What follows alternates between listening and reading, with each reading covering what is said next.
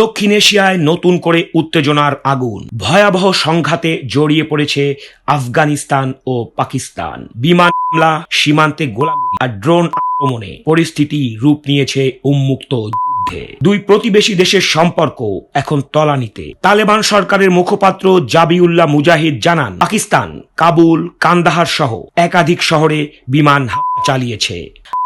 বেসামরিক হতাহতের অভিযোগও তুলেছে তালেবানরা। পাকিস্তানের দাবি, আফগান ভূখণ্ডে পাকিস্তানি তালেবান বা টিটিপি জঙ্গিরা আশ্রয় পাচ্ছে। এই অভিযোগের জের ধরেই প্রথমবারের মতো সরাসরি আফগান সরকারের উপর হামলা চালায় ইসলামাবাদ। গত সপ্তাহে আফগান ভূখণ্ডে তার জবাবে সীমান্তে পাল্টা আক্রমণ চালায় আফগান বাহিনী। এরপর পরিস্থিতি দ্রুত অবনতি ঘটে। পাকিস্তানের প্রতিরক্ষা মন্ত্রী খাজা মুহাম্মদ আসিফ ঘোষণা দেন, আমাদের ধৈর্যের বাঁধ ভেঙে গেছে, এখন আমাদের মধ্যে উন্মুক্ত যুদ্ধ শুরু হয়েছে।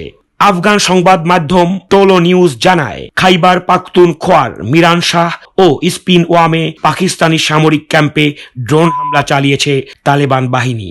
এই সহিংসতায় গভীর উদ্বেগ প্রকাশ করেছেন জাতিসংঘ মহাসচিব অ্যান্টনিও গুতেরেস। তিনি অবিলম্বে যুদ্ধ বন্ধ করে কূটনীতির পথে ফেরার আহ্বান জানিয়েছেন। যুক্তরাষ্ট্র জানিয়েছে, পাকিস্তানের আত্মরক্ষা করার অধিকার রয়েছে। আর ইউরোপীয় ইউনিয়নের পররাষ্ট্র নীতি প্রধান কাজা কালাস দু দেশকেই উত্তেজনা প্রশমনের আহ্বান জানিয়েছেন। সংঘাত নিরসনে মধ্যস্থতার চেষ্টা করছে মধ্যপ্রাচ্যের দেশ কাতার। আফগান পররাষ্ট্রমন্ত্রী আমির খান মুত্তাকি কাতারের পররাষ্ট্র প্রতিমন্ত্রীর সঙ্গে ফোনে কথা বলেছেন।